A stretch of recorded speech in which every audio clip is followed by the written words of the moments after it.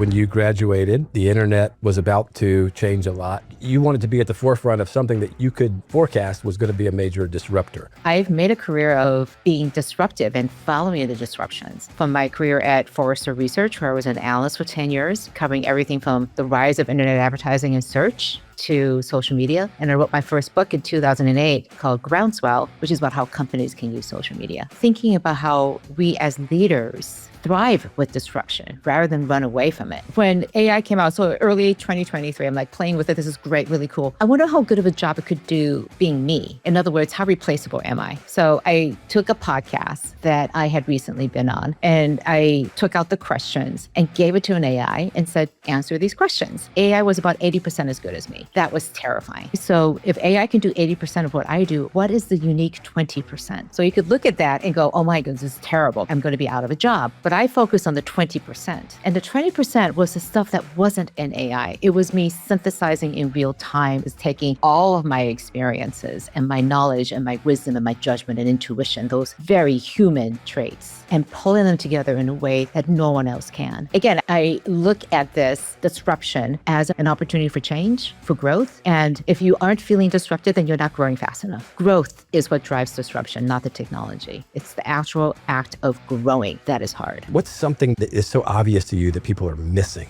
How do I get comfortable with change? Because it is an admission that you are not comfortable with change. That's the question I wish people would ask themselves more. Do I need to change? But more importantly, how do I change? That's a lot of introspection that I think a lot of people are not necessarily going through. Oh, I really wish I had more time with this guest. It is not every day I get a chance to sit down with one of the top voices on LinkedIn and one of the most sought after keynote speakers around. She's a best-selling author. She talks at companies like Google and Apple. She's incredible. Charlene Li, my next guest, will blow your mind with her thoughts on artificial intelligence and the disruption it's causing with business. You guys are going to love this one.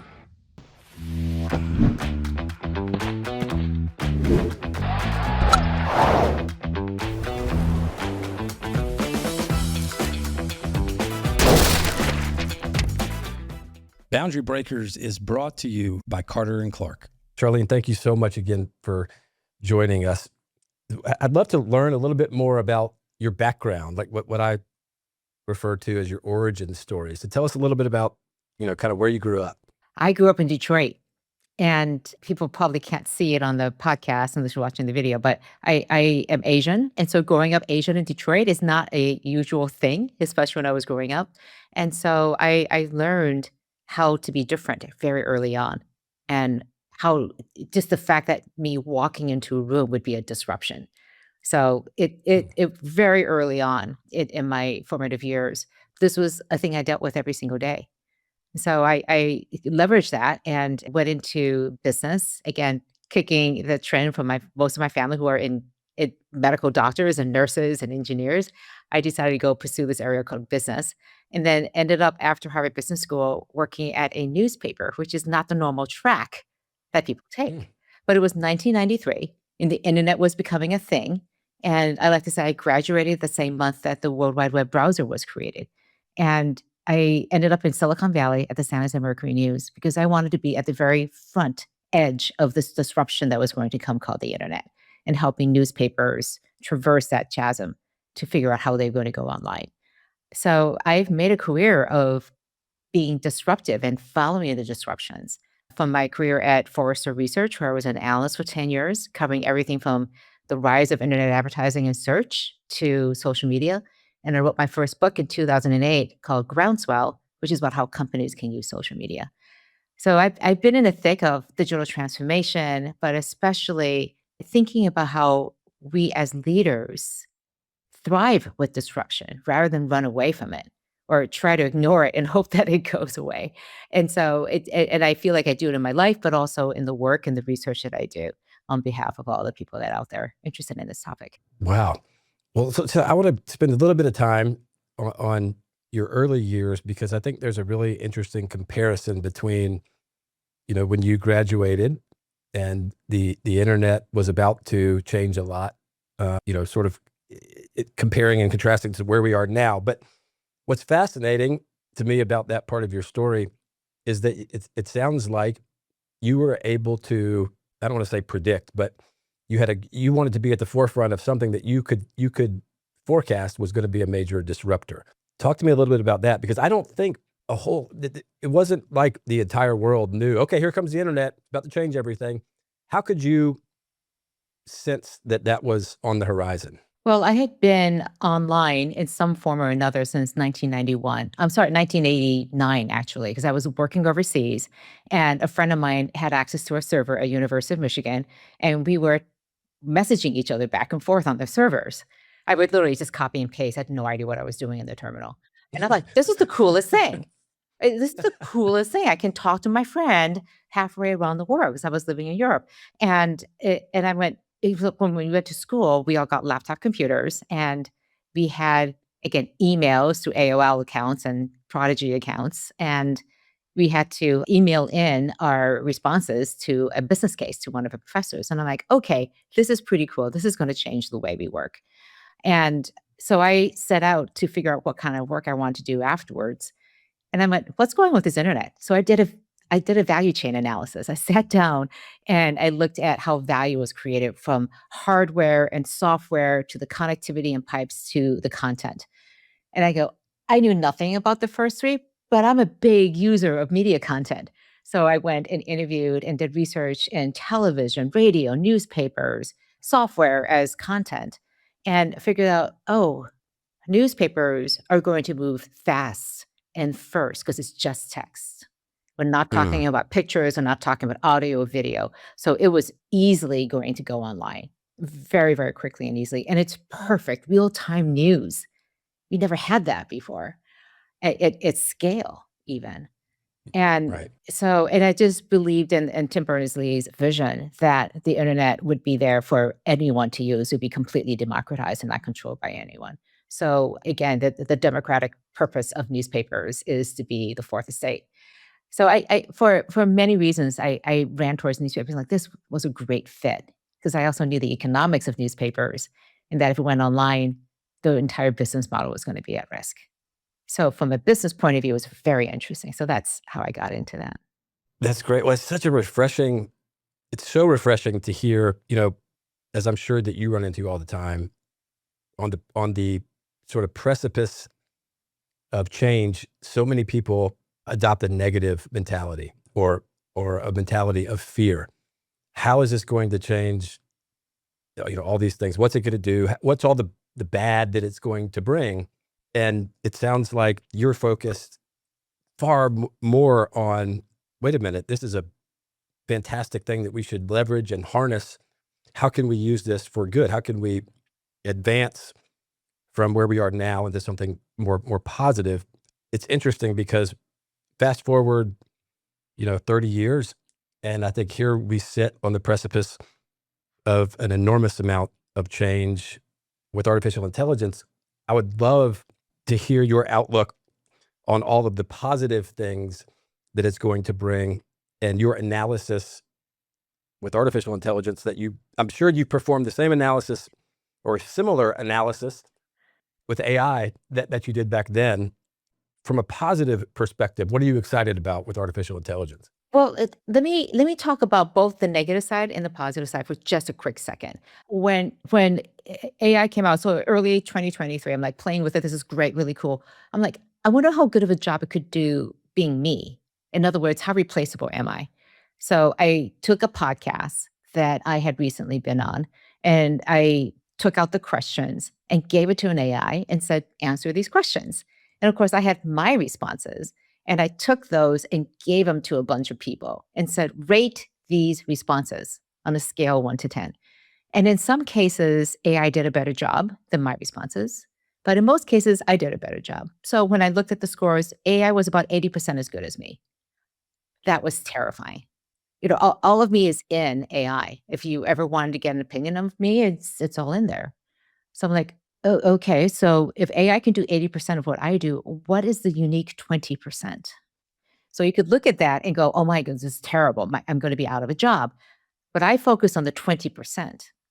And the 20% was the stuff that wasn't in AI. It was me synthesizing in real time. It's taking the most recent experiences. It's taking all of my experiences and my knowledge and my wisdom and my judgment and intuition, those very human traits, and pulling them together in a way that no one else can, and asking the questions that no one else is asking, and that isn't in AI. So this is a long way of saying I believe that the optimistic view of the world isn't AI or not AI. It's AI plus human.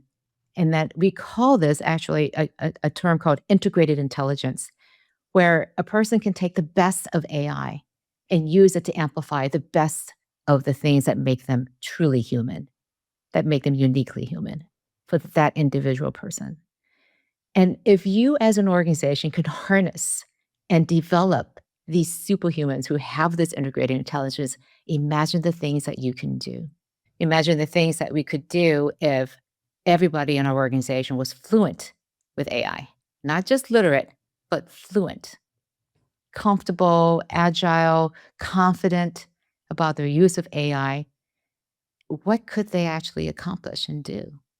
And so I have this natural optimism, but it's also tinged with the reality. I call it realist optimism because it's just to be blindly optimistic without a healthy dose of what's the reality out there. It's just not going to get you to the place that you need to be. You need to understand the challenges that are ahead of you.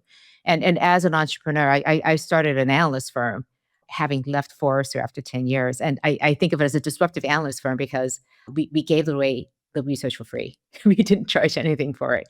Oh, wow. Yeah. So, but it was a blue ocean strategy because we figured these mainline players can't follow us here. It's their business model.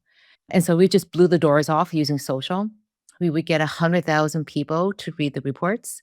And then literally people would just pick up the call, just inbound sales and no outbound marketing at all. People would just pick up the report like, have you been sitting over my shoulder?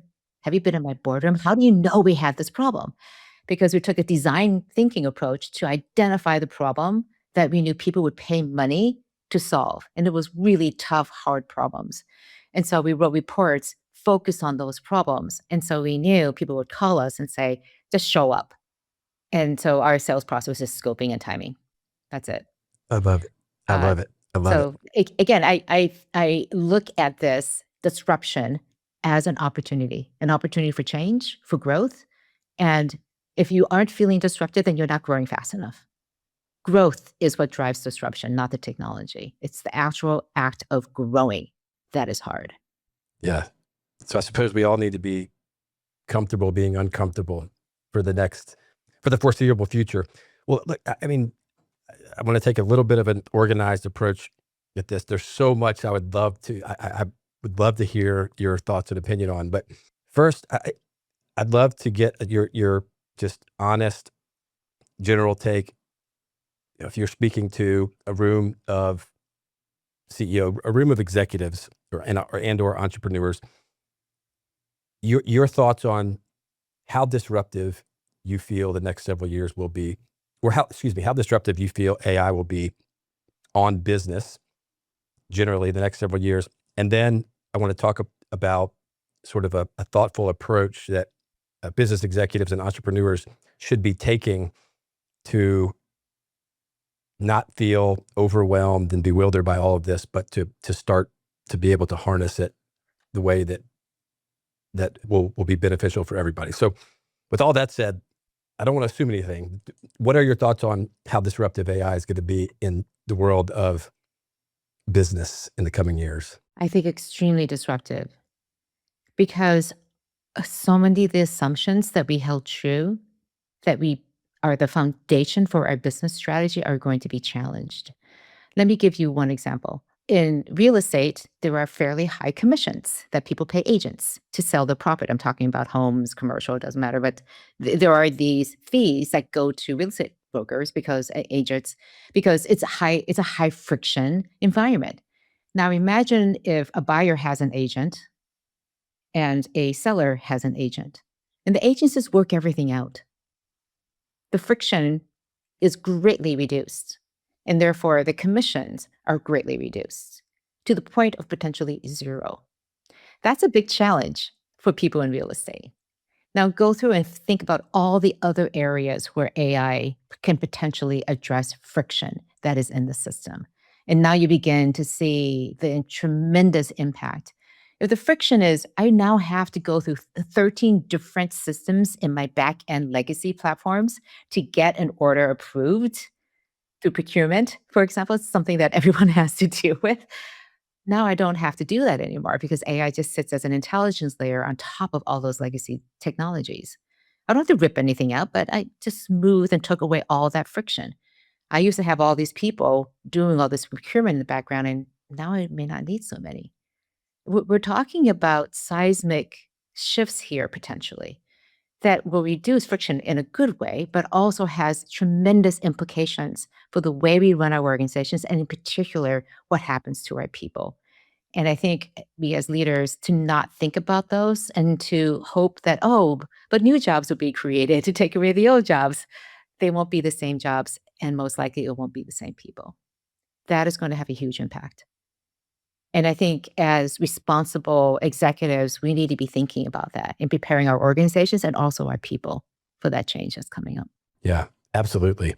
And, going back to the sort of the positive outlook versus negative outlook, so much of what we are bombarded with constantly is what I consider to be the negative viewpoint, right? It's all of the things that AI is going to take away, all the jobs it's going to replace, and just chaos in the future, and everything's going to be different. I am a religious viewer of the podcast called Moonshots, which if you watch and listen to Peter Diamandis and those guys, it can be overwhelming how quickly things are happening, the different tools and models that are announced on a weekly basis. And I know this is a very general question, but as a business executive, you mentioned the analysis you did to try to wrap your arms around the internet. How is this going to sort of impact things? For somebody that has been in the world of business for decades and may not know really where to start. Yeah. What are your thoughts on somebody's willing to be positive, they want to harness this for the benefit of their organization? How do they get started? It's like drinking from a fire hose. This is why Katya and I wrote this book, because we heard this from executives over and over again. There's so much to do. What do I do first? What do I do second? What do I do third? That's why we created a roughly 12-week, 12-step process for you to take. So understand how AI works, develop a responsible AI policy, figure out who's going to lead your efforts, because you need one person who's going to be accountable for driving value with AI. And more than anything else, do not have what we call an AI strategy. You should never put technology and strategy together because it is, you're talking about technology here. You already have a business strategy. You understand it better than anyone else. So center on that strategy. Where are the opportunities? Where are the challenges? And then figure out, how is AI going to help us either to exploit those opportunities, maybe even potentially create new ones or reinvent the business, or to overcome those challenges. Very specifically, don't ask what AI can do. Ask how AI can be in service of your business strategy. First and foremost, as a business leader, ask how AI can help us. So when somebody comes in with a bright new shiny object, hey, let's go use OpenClaw. It'll be a great thing. It'll just run everything in the background. You go, okay, wait a minute. So how is this going to help us achieve our strategy, which is one of these three things? Oh, you don't know? Okay, go figure that out. Then come talk to me. Because I need everything in the context of our most important strategic objectives. Because as an executive, your goal here is to just constantly refocus people. This is where we're heading. This is the future we want to create. This is how we're going to get there. And this is how you are going to help make this strategy a success. So I want to unpack that a little bit. There was a lot in that answer, and what jumped out to me was sort of the temptation to suffer from sort of the shiny object syndrome, right? Is it this Wall Street Journal article or podcast? I heard this. Let's go use OpenClaw, or the latest version, Sonnet 4.6 for Claude can now do this, or Codex can do that. But then you also said, technology and strategy should never be used at the same time, right? So help us understand, how do you avoid if you don't have a strategy, how do you avoid the shiny object syndrome? I don't think you're saying you don't have a strategy, but help us understand how you stay focused and aligned given how fast things are moving. Right. I keep coming back to, you have a business strategy. Now what you need is an AI roadmap that says, each quarter, how are we going to use AI? What AI applications are we going to build to deliver value against our strategic objectives? So you have your business strategy that dictates what you will do and won't do. And then you have a very specific AI roadmap that says how you will use it. And here's the thing, make it 18 months. So it goes beyond a specific budget cycle, because it is not a budget. People confuse and conflate a budget with a plan. Those are two very different things. The roadmap is a plan, and there's a budget associated, but it's a plan to say, this is what we're going to achieve, how much value we're going to create. And then every quarter, lay out your milestones for what you're going to do. Because if you are truly focused in the future, you need a vision for where you want to end up 18 months from now, and a roadmap back to say, this is how we're going to build toward that future. And at the end of each quarter, review how far you've come. Did you hit your milestones? Which things are ahead? Which things are behind? What changes have happened in the marketplace? What new technologies? And then, and also, what new capabilities do we have now? What new people have we brought on? That changes the picture. And update your roadmap for the next quarter, the next following 5 quarters, and then add another quarter. So it's a rolling 18-month roadmap.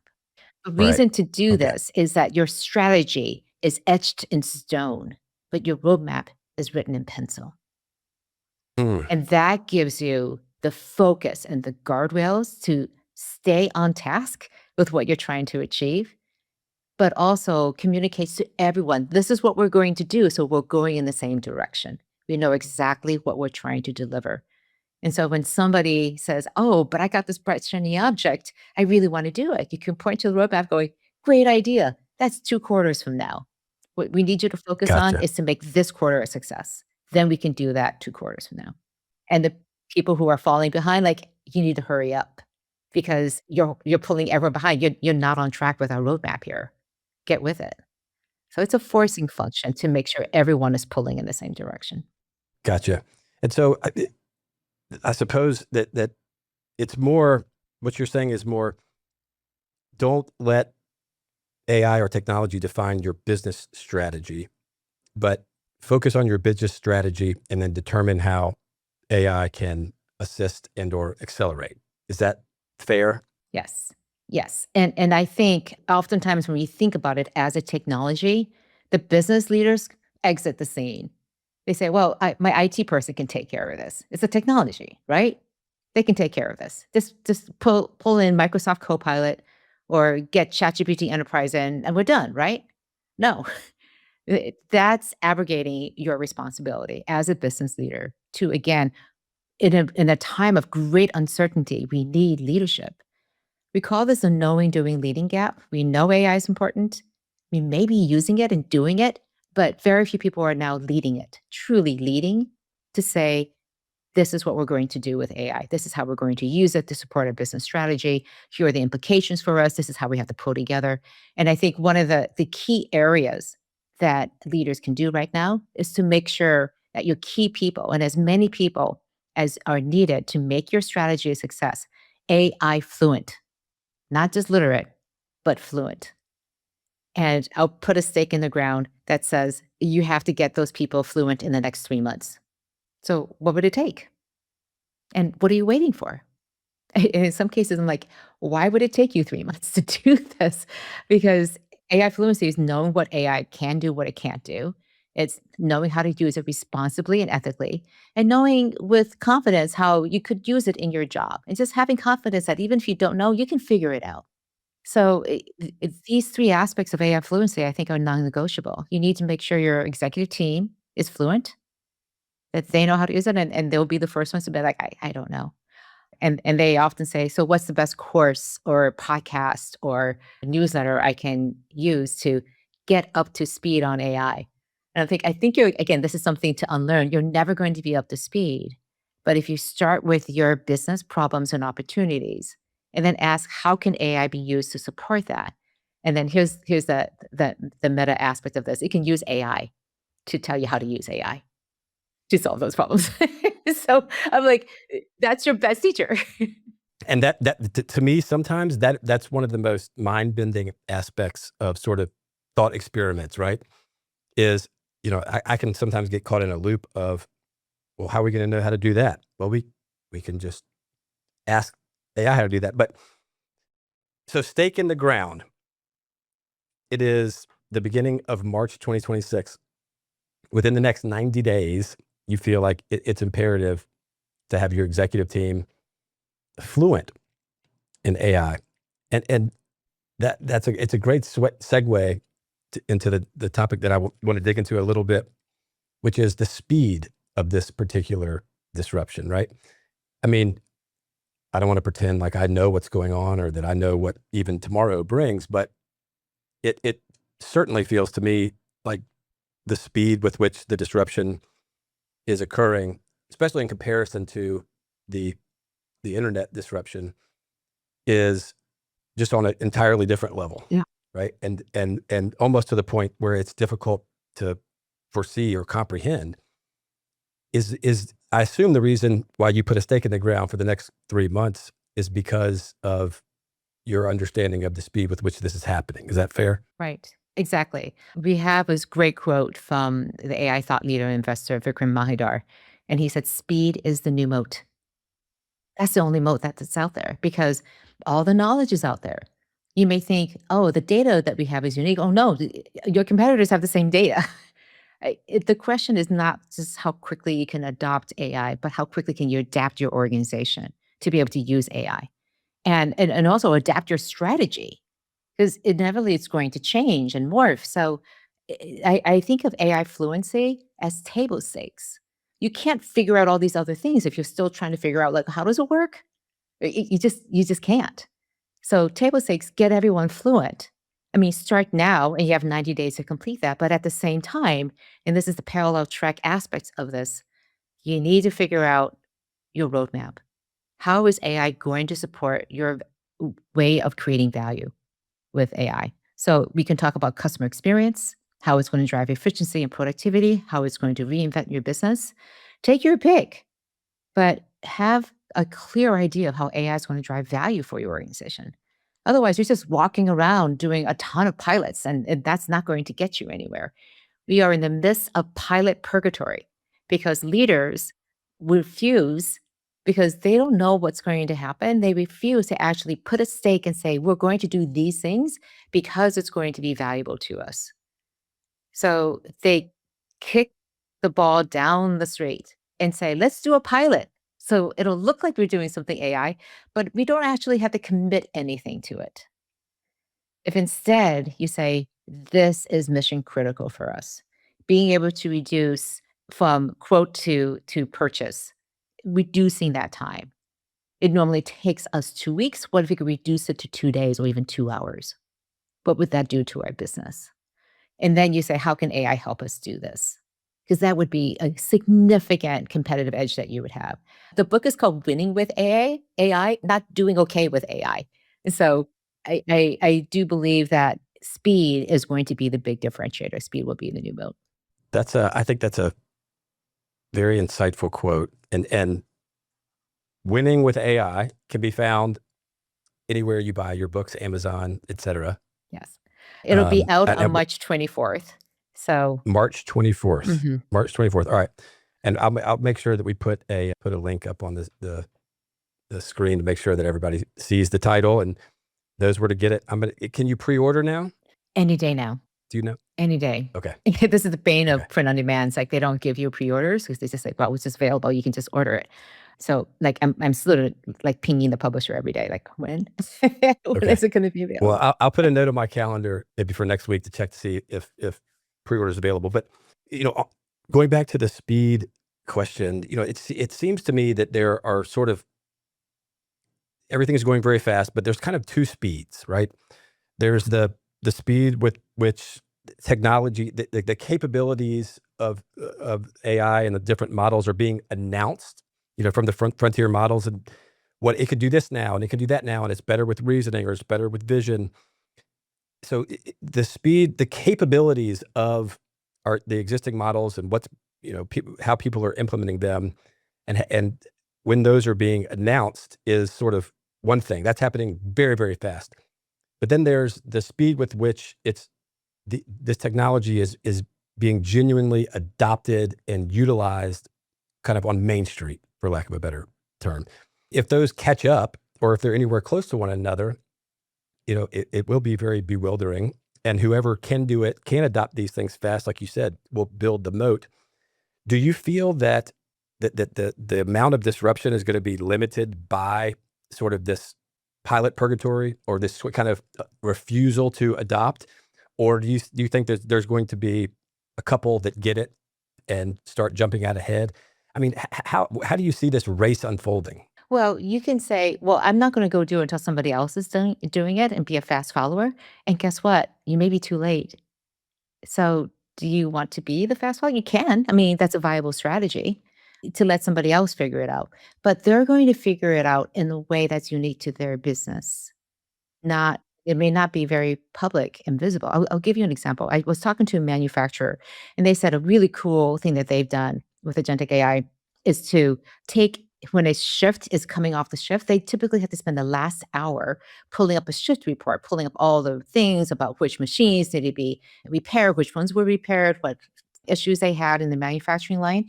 And then they transfer that. And then the new shift coming on for the first half hour is absorbing that and figuring out what to do. They took AI and automated that entire reporting.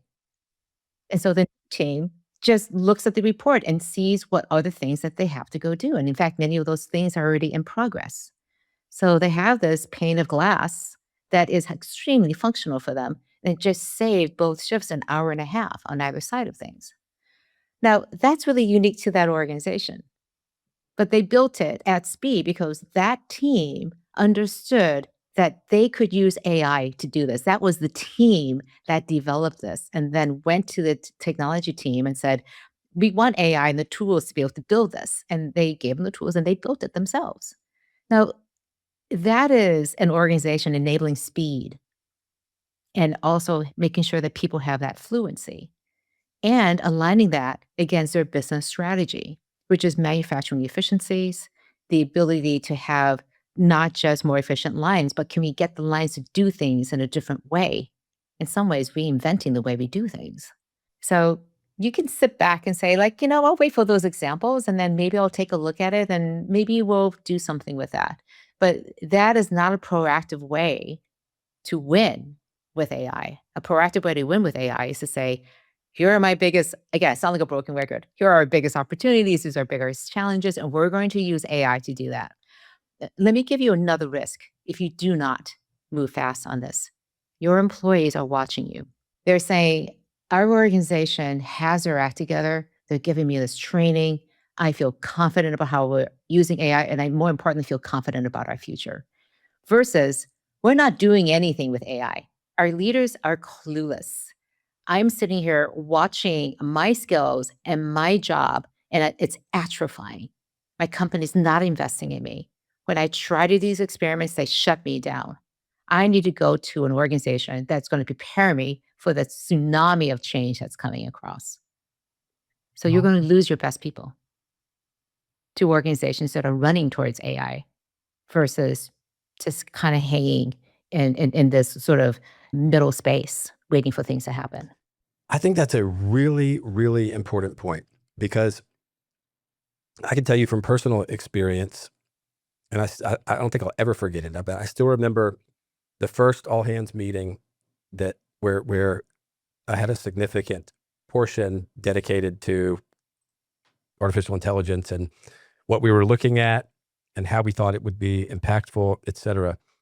And I was not prepared for the long list of questions that I got from employees from different departments at my company saying, wait a minute, should I start looking for another job because AI is going to totally replace our customer experience team?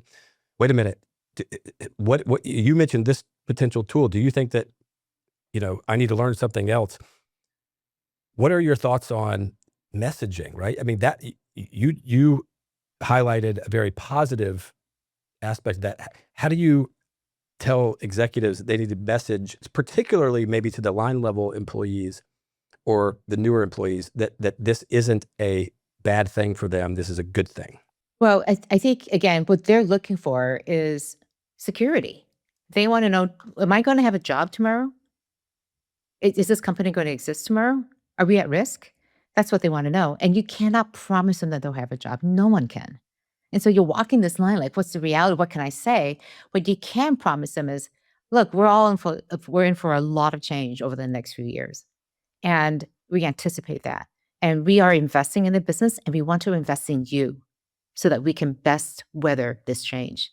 I don't know where we're going to be even 6 months from now, honestly, but we're going to try really hard to figure that out. We have an idea this is what's going to be, but I can't guarantee that's what it is. And so having that honest conversation with somebody like, okay, I get that. And again, this idea that we're in this together and we're going to figure it out together. You can say, I don't have a lot of answers, but I got a bunch of really good questions that we're all going to have to figure out how to do. And here are the questions. And that will feel really good to them, because even though you don't have a clear idea what the answer is, you have a clear idea of what we're going to do to move forward.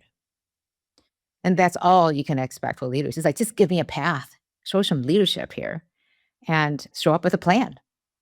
If you don't have a plan, they're like, oh, they're clueless. For sure. And I love that. What I hear when you say that is ensure that you bring authenticity, right, and genuineness in that, and humility, that we don't know what's going to be here in 6 months, but that in accordance with our core values and our attempt to harness this for the positive, this is where we're going. Mm-hmm. Right. If only it were that easy. I tell myself, right? It's not easy. I'm kidding, because it isn't. Find that the organizations that already are very value-centric, and that they incorporate values frequently and often into as many conversations as they can, are the ones who are doing really well with this, because they lean into those values to help them decide how to use AI. And I talked about it before, just because you can do it doesn't mean you should. And your values are going to have a big role in helping you figure that out. Your strategy is one side, and your purpose, mission, and values are on the other side, to give you guidance on how to proceed, how to have these conversations, how to make really tough choices. Because absent that, then you're doing it purely on dollar and cents. And I can guarantee you that's not going to get you to where you want to be. Yeah, absolutely. I'm a firm believer, particularly in times of disruption or times of uncertainty, that the strength of any organization or group or team's value is critical, because that's sort of the, this kind of home base, right? Where everyone at least knows what to expect. Well, just to put a final point on that, is that when everything is changing around you, there are certain things that cannot change, that give you that foundation. And this is the interesting thing about these disruptive organizations, the ones who are doing things really, really well.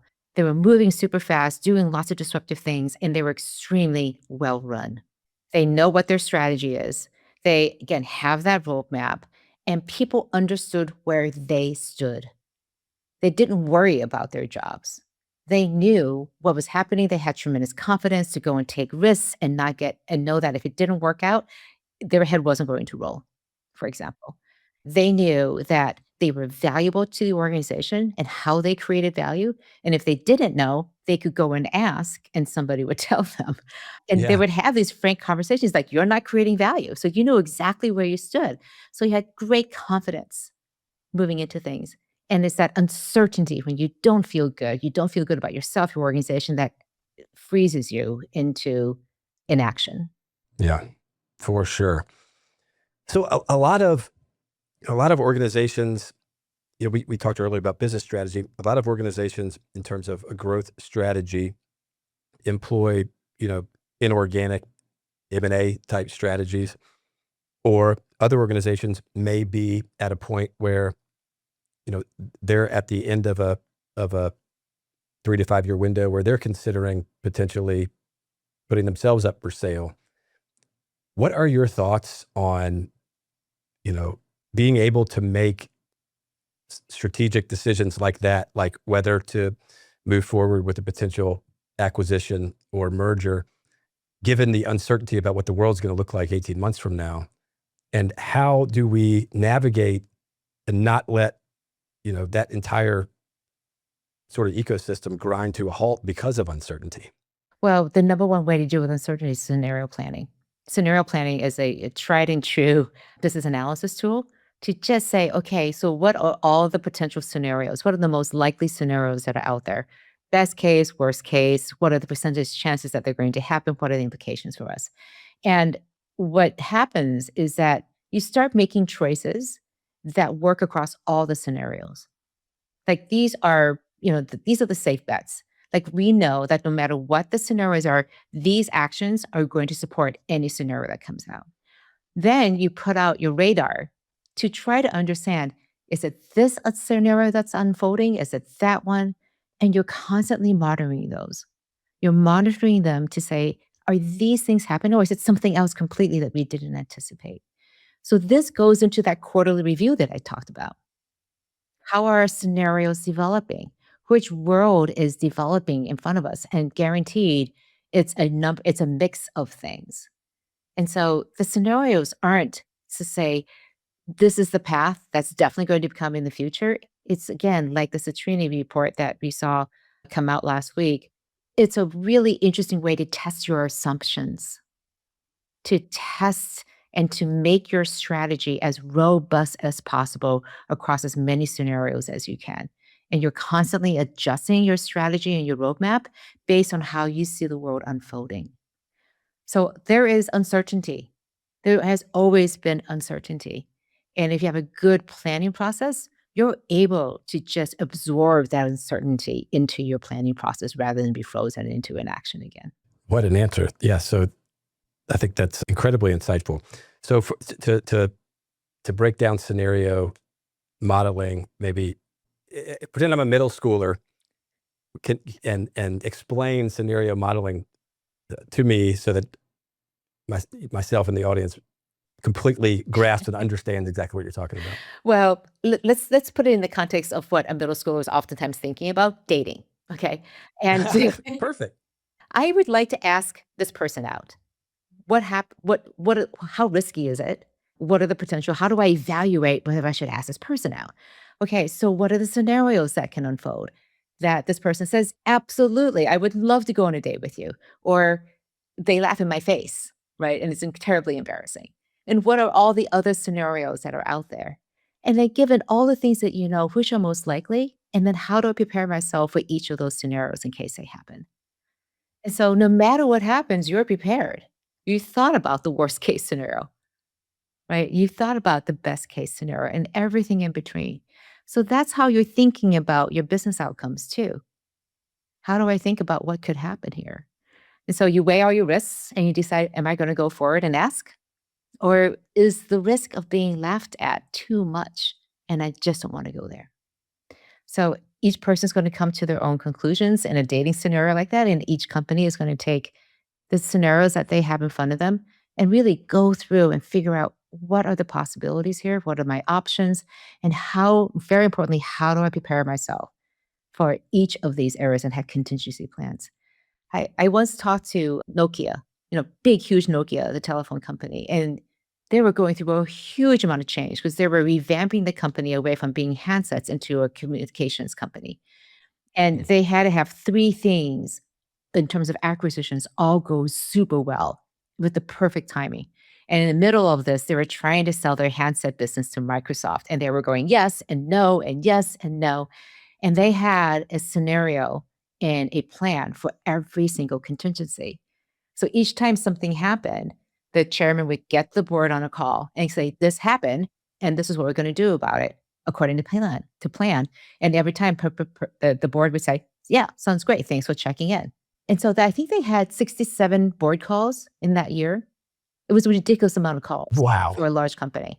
And I asked them, how stressed were you? He goes, I wasn't stressed at all because we had everything worked out. We had all our contingency plans and we just operated against that plan. We update our contingencies as things change, but we had a plan. So Interesting. Gosh, that, I think, 67 board calls. yeah, and I think that's a great example of how do you, again, they were prepared. They knew they were going to go through this huge transformation, and they did all this planning ahead of time to do with all this certainty. I mean, to pull off 3 major transactions. I think he said that at the end of the year, 95% of the people who had a Nokia badge didn't work there at the beginning of the year. It was a huge transformation. Holy cow. Yeah. Just kind of Goodness. reinvented the entire company. So Yeah. most companies are not dealing with that level of transformation and uncertainty. But if you are, that's the way to go through it. But that's a great example of it's manageable even at that level of extreme uncertainty, right?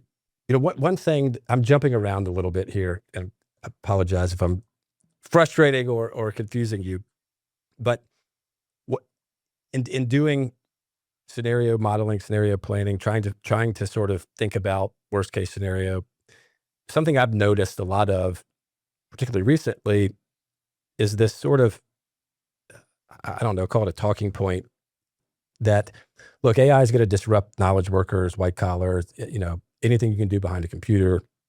It's a matter of guessing the time frame of when that's going to be disrupted. But when it comes to, you know, physical activities or moving atoms or you know, hanging drywall, that's going to be okay, at least for the foreseeable future. And I'm not so certain whether that's the truth or not. There's been a lot of advances in the humanoid robots and quadruped. I mean, it's unclear to me how quickly that side of things is coming along. Do you have any thoughts on sort of that assumption of, well, you know, everything, if it's a manufacturing company, moving these boxes or moving this inventory, right? That's not going to get changed. We need to focus on, you know, back office stuff. What are your thoughts on those assumptions? I look at the history of automation, and it came for physical labor first. Now it's turning on to white collars, and then I think it's going to keep going and continue to look at physical services too. So I'm thinking hospitality or healthcare. I recently checked into a hotel, never talked to a staff person. I could go to the kiosk, check out of the kiosk. Again, I didn't talk to a single person. Of course, I said hello and everything, but there was no friction. I just could kiosk. You go to fast food now, and you can order everything for a kiosk because, again, they're trying to remove the friction from the customer experience side. Drywall. I've seen quite a few startups that are doing robotic drywall installations. And I have a friend who's a truck driver, and he said, I know that autonomous vehicles are coming for truck drivers because it's just very expensive, and we can't find enough truck drivers. So I'm going to get my hazardous materials license because that's going to be the last thing that's going to be automated. And so I encourage people who feel like they are being threatened by AI to be like my friend, the truck driver, to say, okay, it's coming here. I can see it clearly here. I'm a marketing person who writes content. I'm an analyst who crunches a lot of numbers. I'm a coder. All these things AI can do really well, not the monotonous, tedious tasks that are very data intensive. And it's threatening because it challenges my identity of who I am. I'm a writer. And now what does it mean that AI can write all the things I took pride in? That devalues me. Who am I as a person now? How do I add value? So we each need to have that conversations with ourselves. Sort of the same way I had to have a conversation, like 80% of me can be done by AI. Like, what am I now? Chopped liver. No, you have to say, okay, yeah, this is a reality. And so what am I going to do about it now? How am I going to develop the skills? How am I going to use AI and not let it replace me? Because it'll replace a lot of the work that I do, but it will not replace me. I bring to the table unique expertise, perspective, collaboration skills. You still need people to work with other people. So while AI can take on a lot of the work, we will still need people to do the work. We just may not need as many, and that's a whole issue for policy.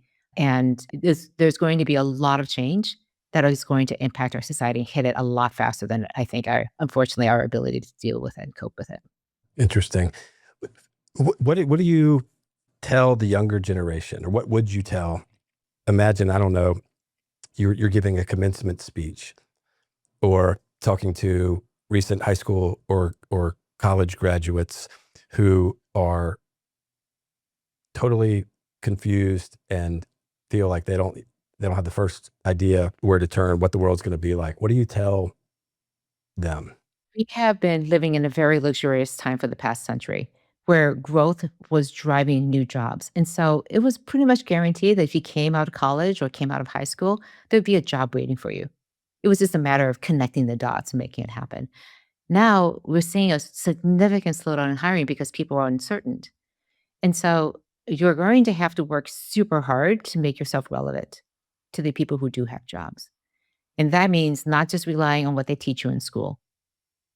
This goes back to vocational training. It talks to self training. It talks to YouTube teaching you everything that you ever needed to know on how to use AI to do these skills. And it's also about marketing yourself, the networks, the human connections that are going to get you a job. This is not about applying to 500 jobs using AI. They're just using AI to screen you out. This is about making the connections with people who understand you and understand what the job market is out there and could connect you with the people who have the hiring power. And that can Mm. happen in all levels. You don't have to be super rich and connected. I live here in San Francisco, and it's a very open space where if you can help me, I will help you. It is this value exchange and creation that happens.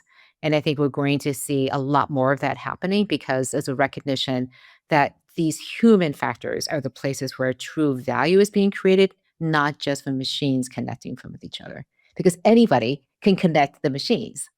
If you really want Yeah, truly differentiated value that you're going to create, you're going to use the machines to connect with other humans where that 20% of value is going to be created. gotcha, gotcha. You mentioned that you feel like that the amount of change that's coming and the speed with which it's coming is I don't want to put words in your mouth, so correct me if I'm wrong, but that change is probably or might be more than we're really able to handle as a society or at the society level. Can you explain what you mean by that? And what do you what in your heart of hearts, what do you really sort of anticipate is coming? Again, I think there'll be a shifting of expectations that, again, we've always believed that my kids would do better than me. And I think we're seeing a shift of that happening. And in particular, the road to that has often been white collar jobs, college and white collar jobs. And that may not be the case anymore. And in particular, we're going to see also a lot of displacement from middle management because you just won't have as many people. You don't need as many managers. And middle managers in particular are going to have a hard time because what is the skill that they have? The skill that they have is to remove the friction inside an organization. And AI has done that. So, how do I get another middle management job that doesn't exist? So, these are people with skills that, again, have to go through retraining. So, retraining dollars and programs for them, universal basic income potentially to tide them over until they can find that new job while they're being retrained. It's helping organizations figure out how do I identify the new needs and actually create the training programs for the new skills that are needed. So it's a whole bunch of things systemically that need to be happening. And I believe this is where government becomes really important. And at least in the United States, we have at the national level, nothing's happening there. And a lot is happening at the local and state level, a lot. So I have hope that our governments can still do something, but it's a matter of who's going to step forward and see that there needs to be some coordination of this happening and the investment of tax dollars to smooth that transition. Not again, just blindly throwing dollars into this, into just universal basic income, but it's all the training and the identification of needs that really needs to happen. Yeah. It look, I agree. I whether whatever the ultimate sort of policy decision is, I agree. I think that there's going to be a very uncomfortable, disruptive period. How long is anybody's guess? But between, call it the bridge to get to, the right policy decision or the policy environment. But, it goes back to how we are approaching this, and your mindset from the very beginning, from your first comment, you love disruption, and you see the benefit and the value that is within it. So, oh my goodness, we're running out of time here. I can't believe we're already up on the hour. But to close out, why is it that you gravitate toward and enjoy and like times of disruption? I'll answer that by just sharing a little hobby that I have. I developed over the years. I like to jump off of high places. So it started with just jumping from a rock into a river. And then I found bigger rocks and then found waterfalls. And now I'm jumping off of 35 or 40-foot cliffs. You don't do that overnight and feel comfortable with it. But I love it because it makes me feel like I'm alive. I feel like I'm learning, I am growing. I'm not staying still. And that is where I run towards disruption, because it's where growth happens. It's where I'm expanding my horizons. I'm learning new things. I feel intensely human in those moments. It is very humbling standing at the edge of a cliff and looking down. And the first time I jumped off of a 30-plus cliff, I'm like, it's taking a while to get to the water. It was my first thought. It's like, this is a long climb dropping into the water. It's like, when's the water going to come hit me? So it's Goodness. really, it's one of those things that when you make disruption a part of your daily life, you want to find more of it, because it's very addicting. It's just a thrill to have your palms sweating and to face a challenge and to know that you have confidence that everything's going to be okay no matter what happens. Again, I will only jump off of cliffs where thousands of people have jumped before me. Okay, so I know it's Right. safe, and Right. I've practiced techniques and things like that. You have to like be prepared. So this is about taking very calculated risks. That knowing that even, for example, if you're asking somebody to date, and somebody laughs at you in your face, you're going to be okay, and that's where Yeah. confidence comes from. I love that. I love it. My dad used to say, nothing beautiful comes without pain.